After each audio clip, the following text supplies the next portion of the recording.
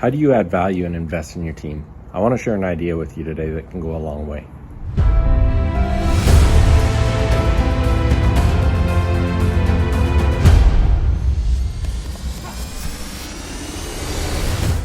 Hey, welcome back. Jeff Heggie, Daily Success Strategies. Thanks for being with me today. So I had an opportunity today to have lunch with a friend of mine, and we were talking about business, and he talked about something that he's doing in his business right now that reminded me of something I did quite a while ago, that they had some similarities. And we talked about the value that it adds to a team. And the results he's been getting have been astounding. So I want to share that with you a little bit. I'm going to share a little bit with what I did, and then I'm going to add a few things of what he does a little bit different and how successful it's been for both of us. Mine was from quite a while ago when I had my manufacturing company. It actually all started about because I would go into my office a little bit early, and I would always spend that time when I got into the office early studying or reading or something. But whenever someone came to the office, when they got there for work, I'd hurry and put my books away and act like I'd been working. And one day I was sitting there talking with my business partner, Dave, and I was telling him I did this. It was like I was almost ashamed that I was working on my personal development, that I was reading books and trying to better myself, that I wanted them to believe I was just working and that I was grinding and all those sort of things. And we talked about, the different things that we do, and that should be part of our culture, that, personal development and bettering ourselves for the sake of our own lives and for the sake of the company should be part of our culture.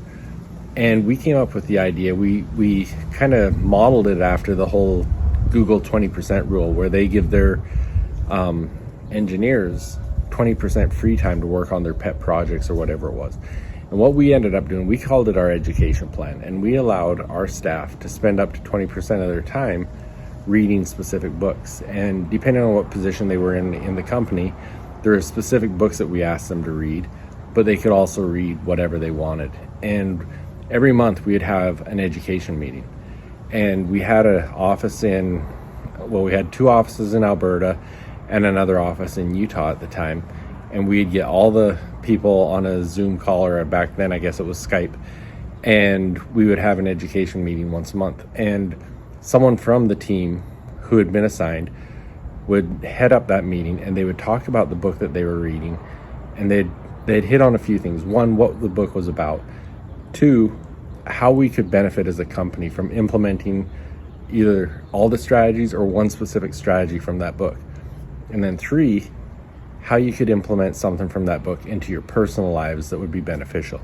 And so it did a few things. It got people working on their personal development when they might not have done it on their own. It got people reading and focusing on what they were reading and how it was going to help them in work and in their personal lives. And it was really a powerful thing that we did that really was a benefit, I think, to our staff, to our company as a whole, and it helped people beyond just their work environment. Now, my friend Danji that was telling me, he calls it their book club, and he invests in his team in the same way, and he specifically picks books that maybe it's not something that's going to be specific work related. I mean, I know one of the books that they recently read was Go Giver, but they do the same thing, and they talk about it in their Friday meetings, and they talk about how he goes through his entire staff and how it impacts them on a personal level. Now, he made a good point. This is an investment he's making in his staff. They're the ones doing the reading, but he's taken an hour, however much time he spends on the Fridays, to pull all his staff together to have these conversations. Is that a good business decision? You might say no, because how is that helping drive profits? How is that driving the business forward? All those things. But I really think it is, because what this is doing, he shared some incredible stories of the impact some of these books had on different staff members as they were going through a certain trial in their life because of the books they were reading, some of the things that changed for them. And I think, whether it helped them specifically in the business or not, if it was making their life outside of work better, it's going to make them a better employee. It's going to make them a better team member. It's going to make them more powerful inside and outside of work. I know right now they're reading this 7 Habits of Highly Successful People from Stephen Covey. And those are principles in that book that are going to help those staff members both in the work environment, but also outside of the work environment. And if their work environment improves nothing because they read these books, but their personal lives get better because of it, that's a win for the business in my mind. And so something I strongly suggest that if you're a business owner, if you're a manager, whatever it is, try to implement some of these things. Create an environment where you're encouraging your staff to work on their personal development, to grow. And, you know, I've heard people talk about, well, if I encourage them to do these things, get smarter, grow their personal development, they're going to want to go beyond where they're doing. Maybe we'll lose them. Well, you know what? If you can create a better life for a person, if you can create something that's going to make them want to grow, make them want to expand, and you end up losing them as an employee because they want to grow beyond what they're doing with you, it's not necessarily a bad thing. You've got to look beyond what they're doing for you. Look beyond the work environment and look for the betterment of that person. If we can always look for that opportunity to help one another grow and, you know, surround ourselves with people who are wanting to grow, looking to grow, overall, everything's going to get better. So definitely try it out.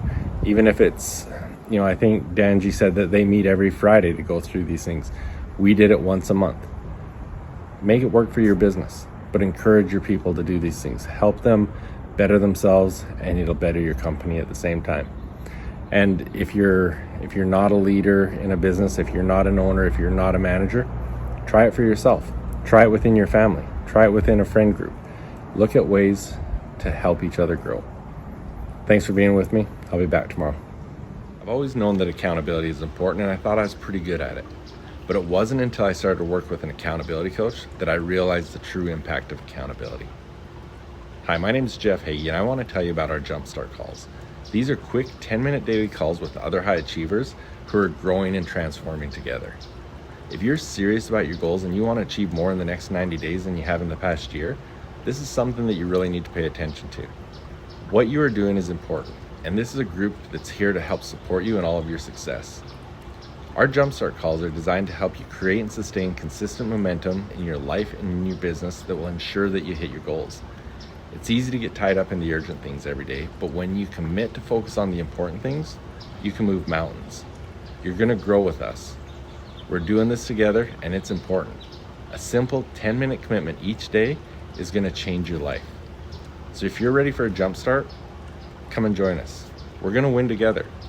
Go to jeffsjumpstarts.com. Og Mandino said that the difference between those who have failed and those who have succeeded lies in the difference of their habits.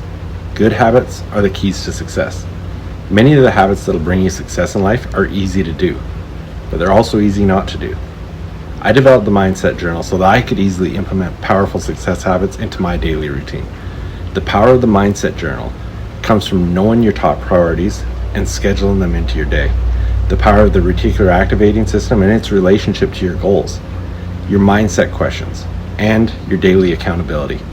So if you want to implement some quick and effective success habits into your daily routine, go to jeffhagee.com/mindset journal and get yours today.